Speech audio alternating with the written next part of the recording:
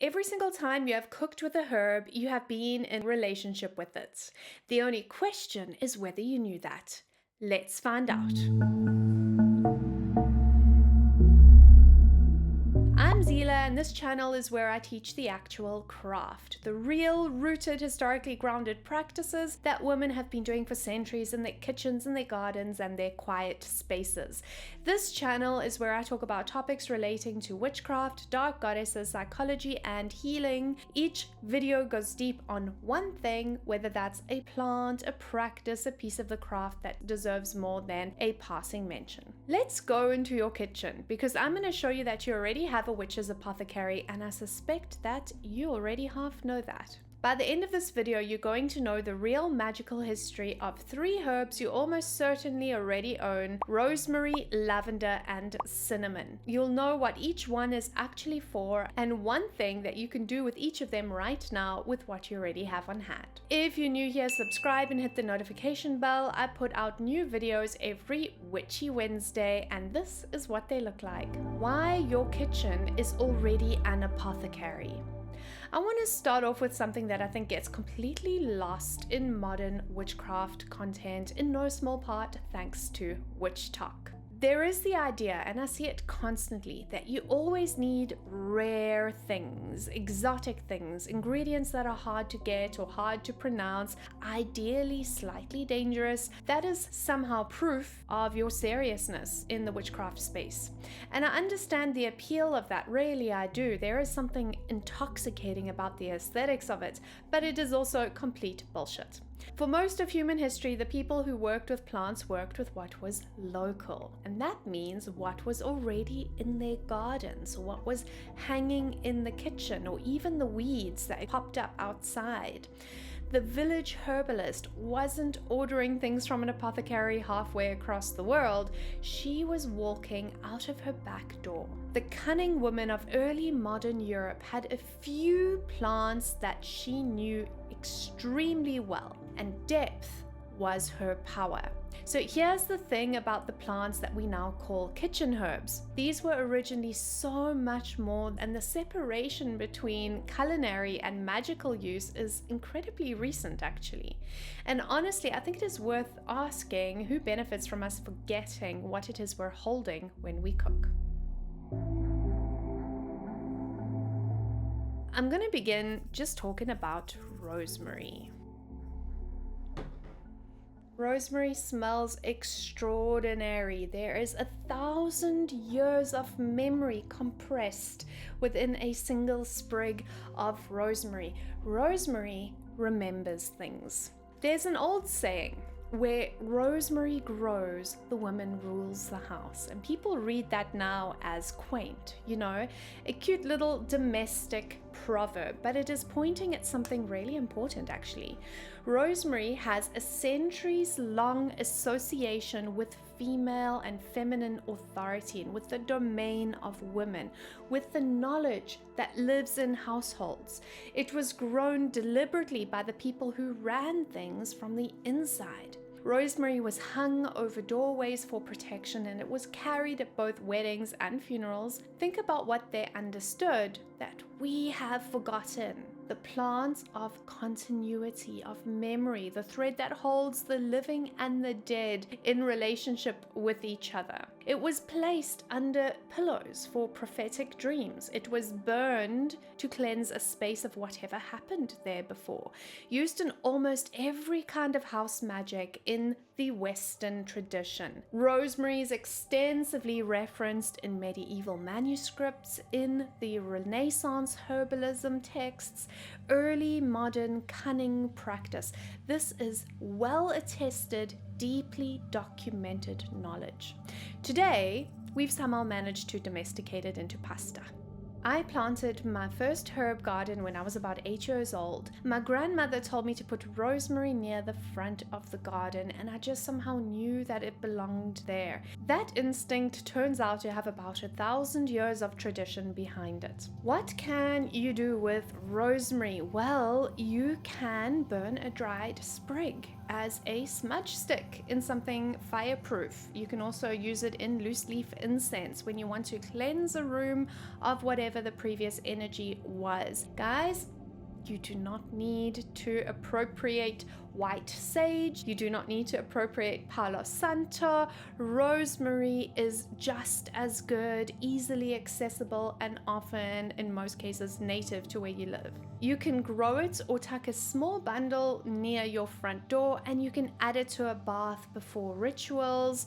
If you want to work with ancestor connection or memory, rosemary is an absolutely excellent starting point. When it comes to rosemary, there is a whole layer here around ancestral practice and lineage, but I will leave that for another time. But once you start working in that territory, rosemary becomes a really powerful and very different plant, and it's worth knowing that, even though I don't go into the depth of it here. Which of these herbs do you already have in your kitchen or routinely use in your practice? Drop it in the comments below. I want to know what you're already working with. Now let's talk about lavender. There's something about lavender up close that always surprises people. They expect softness or sweetness or gentleness, but what they always get is something quite medicinal instead. There's a sharpness underneath the sweetness of lavender that the bath products carefully edit out. Lavender is not a soft, gentle herb. Lavender is more like the silence. Soft is comfortable, while silence is open, and open is where the magic of lavender lives. Lavender has been so thoroughly absorbed into the wellness industry that its actual magical character gets obscured. When I say lavender is a psychic herb, I mean it. Lavender quiets the analytical mind to make room for what the mind would otherwise drown out. And that is a very different claim from its relaxing and calming effects, and it is also the more historically accurate one. You can burn dried lavender before any divinatory work, before tarot, before scrying, before journey work, and before any meditation. Burn it next to your tarot cards for a month and then tell me whether it is simply relaxing. You see, lavender is liminal. It sits at thresholds, and across traditions it is associated with psychic receptivity and also with communication with spirit. It holds the kind of stillness that opens you to what you wouldn't normally perceive. Lavender is also a traditional love herb, and love here is not intended in the love and light way. Love workings are ethically complex. Rose and cinnamon are the passion herbs. They create urgency, while lavender tends to be a bit more devotionally charged. So it creates the love that endures, the love that shows up on the 100th ordinary Tuesday. If you're doing any kind of love working about building something lasting rather than igniting something immediate, lavender is the perfect botanical for that. Also, bundles of dried lavender on the altar are an excellent all-purpose offering. It is appropriate for a wide range of goddesses, and it opens the sacred space gently by working with the liminality. If you work with Aphrodite, lavender definitely belongs on her altar as the devotion current. Now let's talk about cinnamon.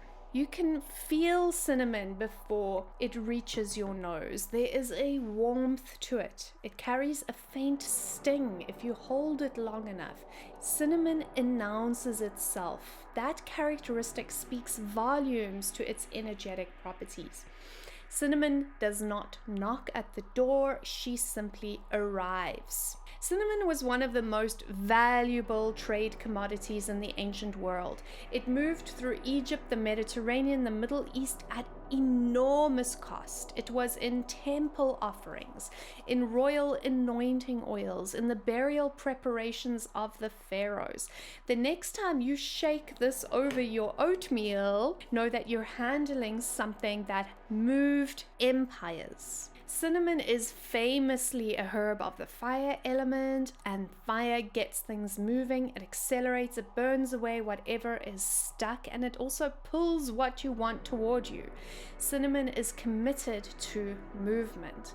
It has an agenda, and if you work with that characteristic consciously, it will take you with it. In terms of practical applications, at the first of the month, there is the classic practice of blowing a pinch of cinnamon across your front threshold on the first of the month or on the new moon to draw in prosperity, especially into the home. And you can also carry a stick in your bag or in your wallet for a little extra get up and go.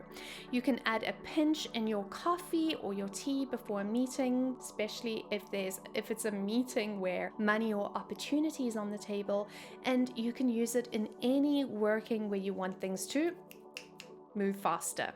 I've used cinnamon in spell work for clients in financial stagnation more times than I can count now. The pattern is consistent. Things start moving, and they start moving fast. Sometimes people aren't ready for how fast, and that is worth saying before you begin. This plant runs toward intensity. It wants force and momentum and heat. It adds those exact qualities to whatever spell work you bring it into. There is a whole layer of elemental magic underneath cinnamon. Once you start working with the elements consciously, the way you use it can shift considerably, but we can go deeper into elemental herbalism in a future video. This video covers 3 common herbs, and I picked these 3 deliberately because they are ones that live right now on that threshold between kitchen and altar without asking too much of you up front. But there are 2 more herbs or spices worth knowing about: black pepper and thyme. And these 2 are a different kind of conversation. Black pepper is where we get deeper into the ethics of forceful spell work, what you do when the situation is asking for some fangs. And thyme has one of the most genuinely strange folkloric histories of anything in the kitchen. I said what I said. We're covering those 2 herbs over on my Patreon in the Grimoire Sessions companion episode for this video. If you want the rest of the Apothecary, the link to the weird circle on Patreon is in the description below.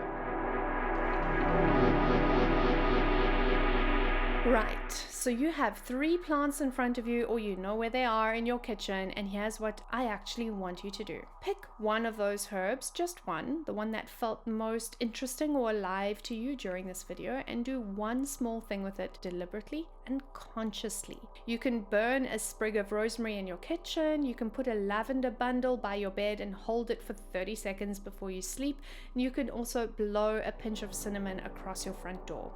Intention and consciousness are the point. You can add in layers of complexity later on. You already have those plants, you already have this power, and today you just remembered that. If this was at all useful to you, hit the like button. It genuinely helps people find this kind of content. Subscribe if you're not already. We have a new video every Wednesday, and next week we're doing Threading the Fates, which will be your astrology forecast for the month of June. And if you want to go deeper and further into witchcraft beyond the kitchen, into the full practice, everything is linked below in the description. The Patreon, the companion episode, the Nightshade Sanctum Mystery School, and more. Thank you so much for being here with me. Catch you in the next one. Much love and blessed be.